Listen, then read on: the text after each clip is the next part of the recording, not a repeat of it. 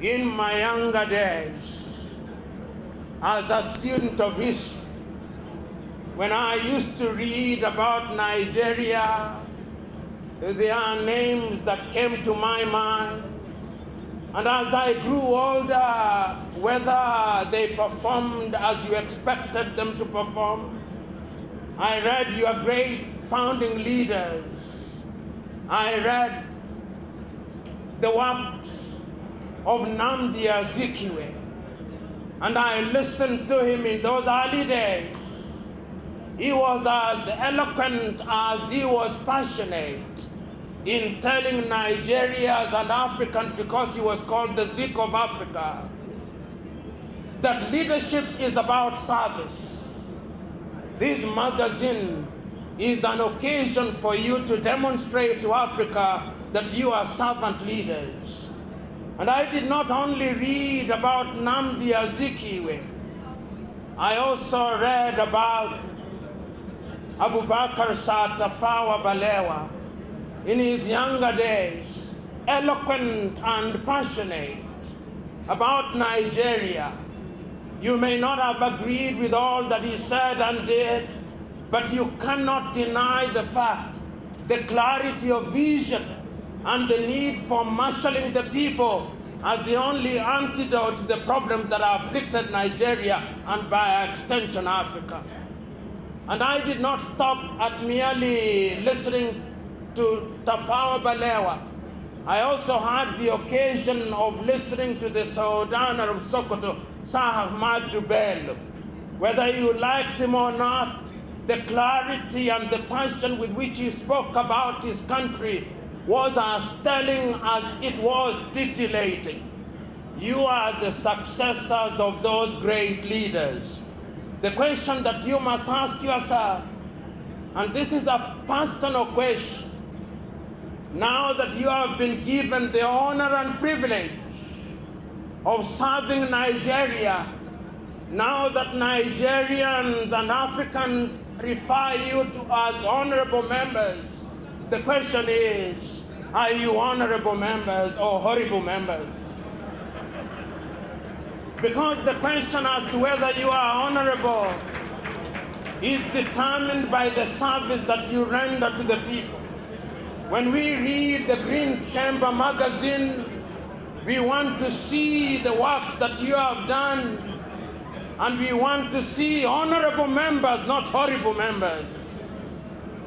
Now that Nigerians have given you the opportunity to think for them, to imagine for them, when it is reported in the Green Chamber magazine and we talk of Nigeria as being a great country, the question is, and we will be asking you, are you midwives for the good things of Nigeria? Are you midwives that deliver bouncing baby boys and girls, or you are midwives that kill the children in the cradle? Nigerians will be asking those painful questions which are necessary but uncomfortable. Nigerians will be asking, are you creating a country which will be the great country that it ought to be? These are the questions that Nigeria are asking for. But I am acutely aware, even as I speak to you, that there is no shortage of words that will be spoken. Today I only speak to your minds and hearts in the hope that what we say on the day of the occasion of the launch of the Green Chamber magazine will be the mother's milk that will drive you to do that which is good and that which is in the interest of the great nation of Nigeria. It was your great son, the late Chinua Achebe, who in 1983, writing his little book, The Trouble with Nigeria, said, and permit me to quote him, that the trouble with Nigeria is simply and squarely a problem of leadership. Today you are the leaders. I am asking you, as you sit if you are governor, and permit me to congratulate the governor of Imo, and permit me to congratulate other governors who are here present, and permit me to congratulate the senators here present, and permit me to congratulate the Senate representatives here present, and the House of Representatives. Even as I'm congratulating you, ask yourself, do you deserve to be congratulated? Because my congratulations are only useful if you are servants of Nigeria. I have no doubt in my mind, as I sit here and as I stand here, I'm looking at your faces. I'm not a mind reader, and I'm acutely aware that Shakespeare was right when he said that the face sometimes is the mask of the mind rather than the mirror of it. And I'm also acutely aware that he said that a man's state of mind is as much a fact as the state of his digestion. I therefore hold the view that the faces that I see here are faces whose desire is to see Nigeria great. The faces that I see here are faces that are determined to ensure that Nigeria occupies a pride of place amongst the Committee of Nations. Nigeria has been becoming great for too long. The time is now that Nigeria must be great, in fact. You will know that in the next few years, Nigeria will produce 1 in every 5 of Africans. When I travel to different parts of the world and you travel to different parts of the world, if you do not meet a Nigerian doctor who is at the best in the world, you meet a Nigerian astronaut who is at the best in the world, you meet a Nigerian banker who is at the best in the world, you meet a Nigerian who is as good as anybody in the world, there is no problem with Nigerians. In fact, there are those who say that if you go to any part of the world and you do not meet a Nigerian, run away from that place because that place is not worthy of visiting. Nigeria is a great country, and I have no doubt in my mind that we can make her great. When I hear Nigeria saying that our GDP is only $450 billion, I'm not impressed.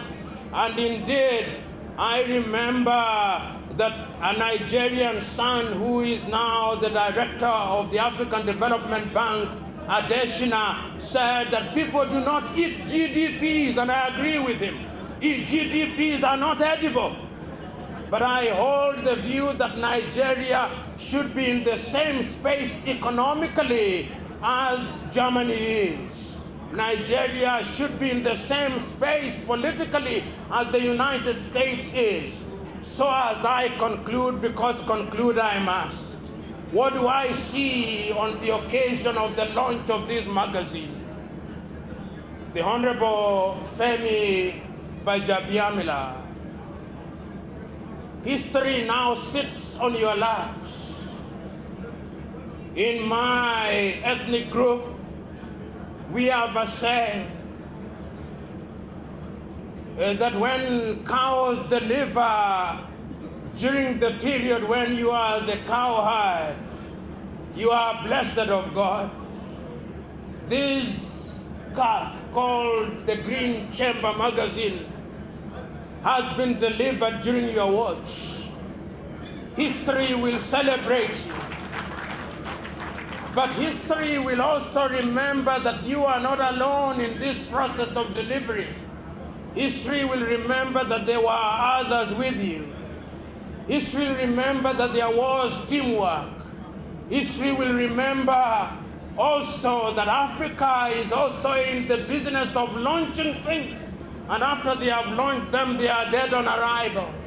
I look forward to this magazine remaining alive for all times. I look forward to a Nigeria whose House of Representatives will be celebrated for the legislation that they enact. Because I I'm now in a Nigeria, which is one of the youngest nations in Africa and in the world. And young Nigerians are now asking of their legislators, how will you enact legislation that will help us to innovate and invent? I look forward to the next episode of the next series of the magazine, demonstrating that there are legislators who are concerned about innovation. I look forward to the day when young Nigerians who are impatient for employment will be looking at the magazine, and they'll be able to read the names of legislators who are famous for the pieces of legislation that they proposed and enacted under the extractive industry. I look forward to the day when Nigeria will have reawakened her agriculture, and that legislation will be produced and publicized in the magazine which speaks to agriculture. I know Nigeria can be great. I know Nigeria will be great. But Nigeria can be great and will only be great if you men and women seated here choose that Nigeria will be great. I look forward to the day, therefore, when the gods of success will smile upon Nigeria and say, behold, you great Nigeria. You Nigeria of whom God blessed with legislators. You Nigeria who during the watch of President Muhammadu Buhari and during the speakership of Femi Bajabiamila, you Nigeria are now great. You Nigeria are now great because your sons and daughters are not running away from you, but are homecoming to you. You Nigeria are great because your young men and women now see opportunities. If they don't see them in Zaria, they see them in Imo. If they don't see them in Imo, they see them in Zamfara. If they don't see them in Zamfara, they see them in Anambra. I look forward to that Nigeria, and I know that Nigeria is possible. God bless.